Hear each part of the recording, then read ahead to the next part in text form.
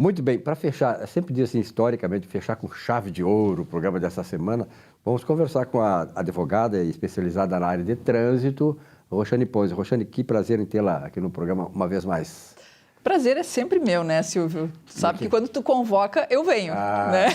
A Roxane me lembra muito bem na década de 90, lá com... Como era o nome da empresa? Astran, né? Astran, isso. Conhecia o pai dela, o grande Paulo Ponzi, né? E a Astran exerceu um papel fundamental naquela época, né, Roxane? Sim, Silvio. Até porque, logo que entrou o Código de Trânsito, a Astran foi criada justamente para alertar, né?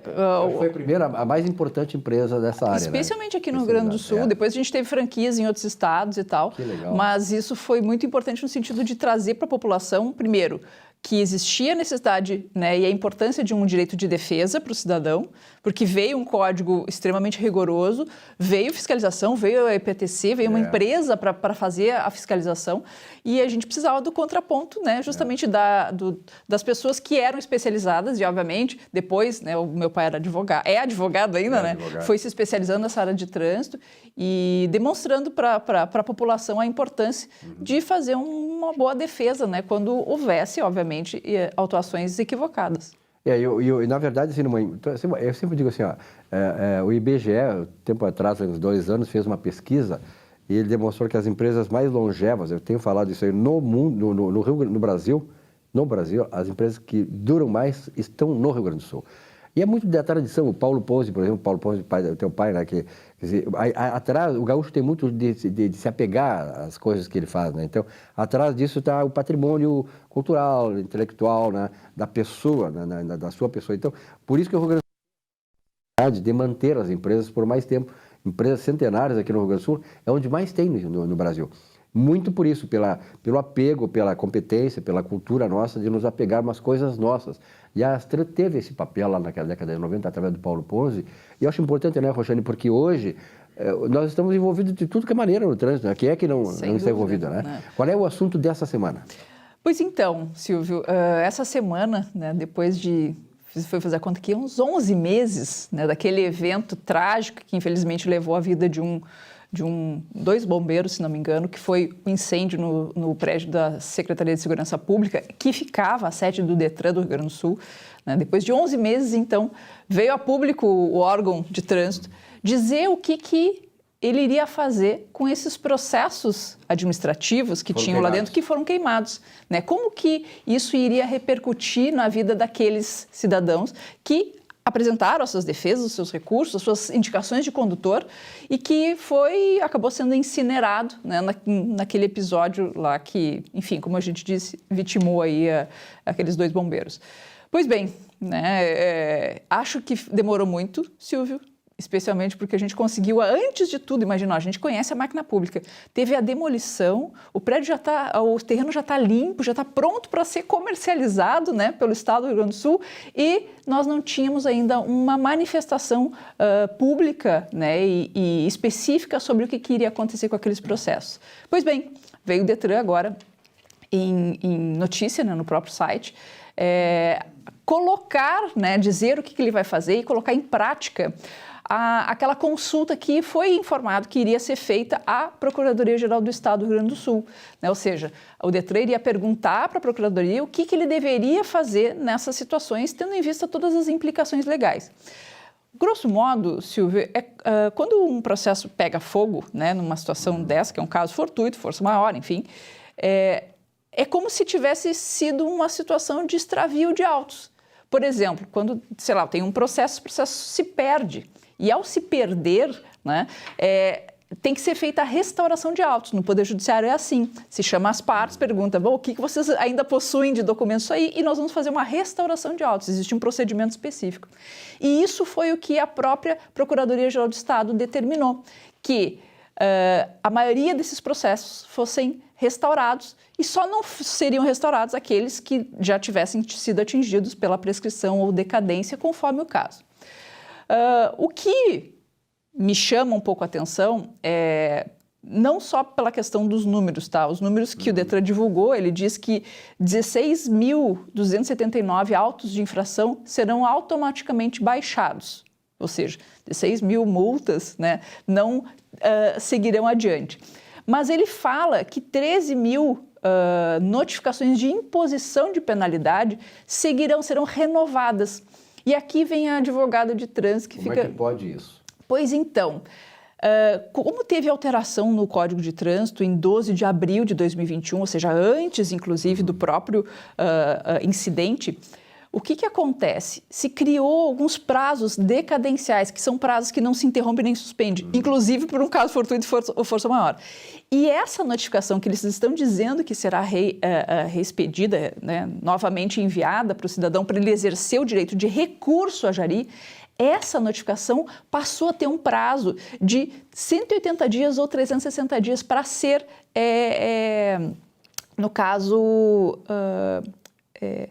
expedida pelo órgão, ou seja, o exercício desse direito, e aí sim, né, para que o cidadão possa fazer a sua defesa. O grande problema dessas notificações é que se não teve defesa anterior, todas elas já teriam decaído, o Detran não poderia fazer essa reexpedição.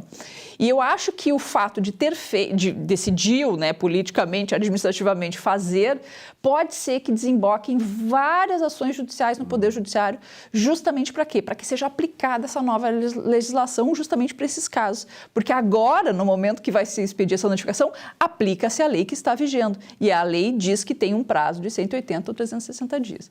Mas não apenas isso, né, Silvio? O parecer da PGE diz também que o administrador não pode abrir mão de receita.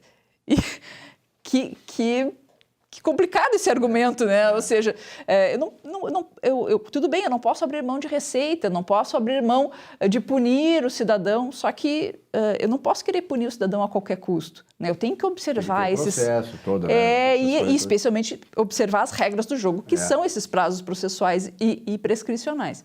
Mas lembrando, o que o Detran disse, e isso é positivo, todos aqueles que fizeram indicação de condutor, e aqui é em torno de quase 48 mil indicações de condutor, a maioria vão ser deferidas. Só não vão ser deferidas aquelas que eles conseguiram identificar que não foi protocolada fora do prazo.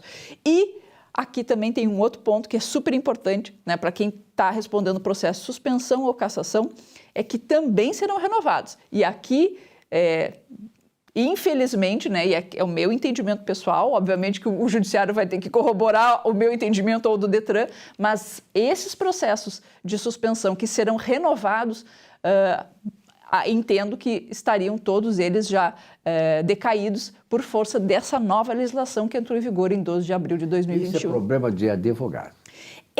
Desculpa se eu estou sendo muito técnica aqui. Não, mas eu acho que eu acho muito bom, Roxane, tu é muito clara, tu tens uma forma muito claríssima assim, de expressar as coisas. Eu acho que foi muito bem claro, eu entendi perfeitamente, eu acho que o telespectador também.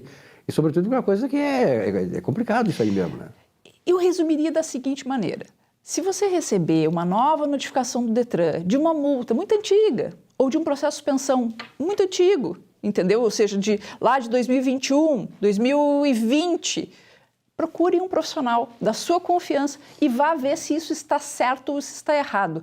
Porque, infelizmente, acontece no poder público também, como na iniciativa privada, aquela história assim, eu vou cobrar errado, eu vou botar no SPC de qualquer jeito. Aí, se 10% entrar na justiça, desses 10%, só 5% vai ganhar a ação, ainda assim vale mais a pena do que eu aparelhar, sei lá, todo o meu corpo aqui para fazer essa investigação prévia antes de botar no SPC. Estou dando um exemplo. Se colar, colou, né? O se colar, colou. Então, assim, saiba que pode ter algum erro aí nesse procedimento e aí procure um profissional, né, para que ele possa lhe orientar da melhor maneira possível. Roxane, assim, eu acho que foi muito bem clara e oportuna essa tua colocação aí, mas eu te perguntaria o seguinte, assim, não sei quantos milhares de transgressões de multas são, digamos assim, só em Porto Alegre, ficar em Porto Alegre. Quais as principais transgressões no trânsito que acontecem? Eu acho, Silvio, eu não tenho esse dado de forma estatística, mas as multas, as infrações que mais acontecem são as infrações de velocidade. E existe uma razão para isso, não é porque as pessoas só cometem infrações de velocidade, elas cometem várias infrações de trânsito, mas é que essa tem um fiscal em cada ponto, porque são os controladores eletrônicos. Então, a forma de flagrar essas infrações, ela é mais disseminada. E aí depois já começam aquelas outras infrações que dependem de um agente agente de trânsito, que é o Celular, dirigir por exemplo. com o celular, manusear, segurar. Né? O falar no celular já não está colando muito, porque não é só porque as pessoas estão falando menos, né, e estão digitando e segurando mais, mas é porque essa multa de segurar e manusear, ela é mais cara que a multa de falar no celular. Né? Então, a gente brinca ainda assim, se o agente de trânsito estiver digitando, pega e põe no ouvido, porque a multa é mais barata do que se estivesse segurando. Né? Escolhe a multa, que é mais escolhe barata, a multa. né? Mas, sim, tem essa, tem outra também, que é a questão da recusa e a própria embriaguez ao volante, que também eu acho que por um incentivo na fiscalização desse tipo de infração acaba acontecendo de uma forma mais efetiva. Então, mas com toda certeza disparado o excesso de velocidade, não só Porto Alegre, tá? No âmbito geral do país, como eu disse, acho que muito por conta da forma de fiscalização é que a gente tem essa preponderância. A ultrapassagem sinal vermelho, isso aí tem... Aliás, extremamente perigoso, né? Quando se cruza o sinal vermelho, é uma infração gravíssima. E, aliás, né, quando você comete ela, os seus limites de pontos vão baixando, né? Porque é uma multa de 7 pontos, então se era 40 vai para 30, e se tomar 2, volta para 20. Sim, ela acontece também, mas como aqui, especialmente em Porto Alegre, né? No Rio Grande do Sul, não posso falar assim com tanta propriedade, né, no âmbito geral, nos municípios especialmente, a gente não tem usado aqueles equipamentos eletrônicos que é os famosos caetanos. Nós tivemos uma época em Porto Alegre, há muito tempo atrás, mas depois foi retirado. Eu realmente não sei qual foi o motivo, se é porque, enfim. Mas existe tecnologia hoje que flagra o avanço de sinal por equipamento, mas nós não temos. Então, como depende do agente de trânsito, e é uma situação muito específica, nem sempre o agente de trânsito está ali, né, na frente do cruzamento, não é uma infração que ocorre bastante, mas ela não é a principal, está longe de ser a principal. Sabe que eu acho assim, eu frequentando o trânsito, ando muito no trânsito, a gente vê que, de uma certa maneira, o motorista está um pouco mais educado, essa é a minha impressão. Mas o que eu vejo de deseducação no trânsito é o pedestre.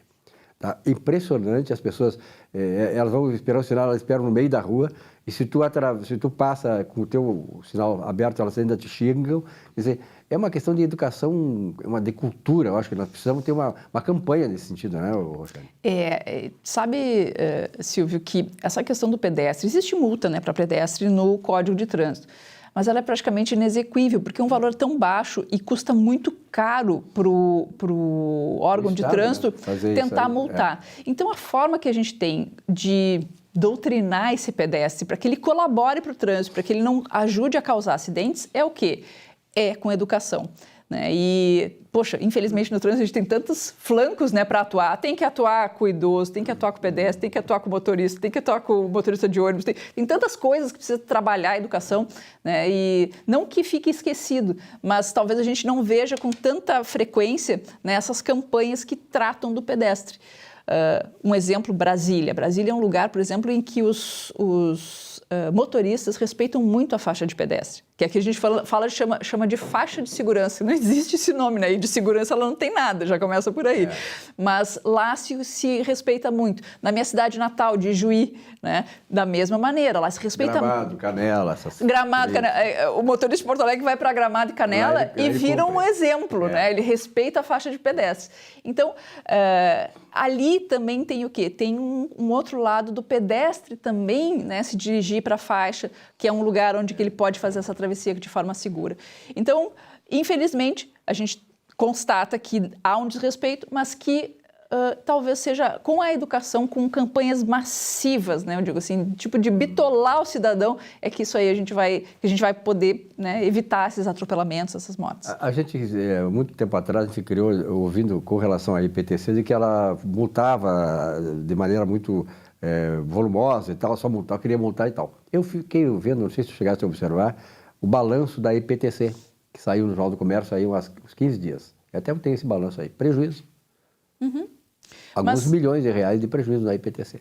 Mas não só isso, né? Você pode dizer, mas é que está mal administrado. Não, não é uma questão de mal administração. É a mesma coisa que você... Aliás, eu ficaria preocupada se a IPTC estivesse dando lucro. Por quê? Porque ele é um órgão para quê? Para fiscalizar. Ele não é um órgão pro... Não é lucro. não é para obter lucro. Então, é natural que ele seja deficitário.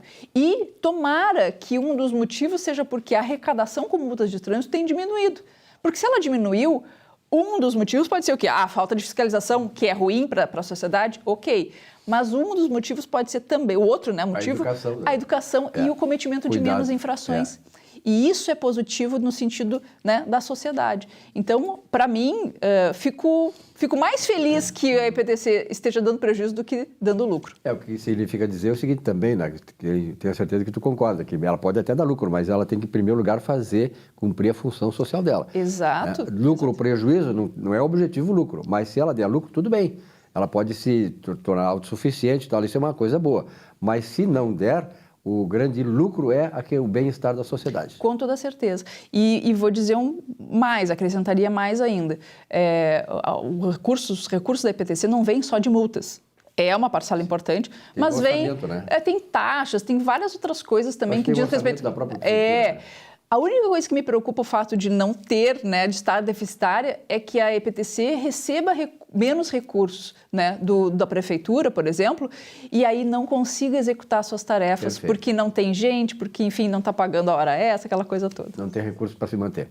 Roxane, obrigado pela tua presença aqui. Eu acho que foi fundamental esses esclarecimentos, é importante para nós. Obrigado e até uma próxima oportunidade. Eu que agradeço e estou sempre à disposição. A você, telespectador, muito obrigado pela fidelidade aqui ao nosso Economia e Desenvolvimento há 22 anos no ar. Tenha uma bela semana de trabalho e semana que vem um novo encontro aqui. Até lá.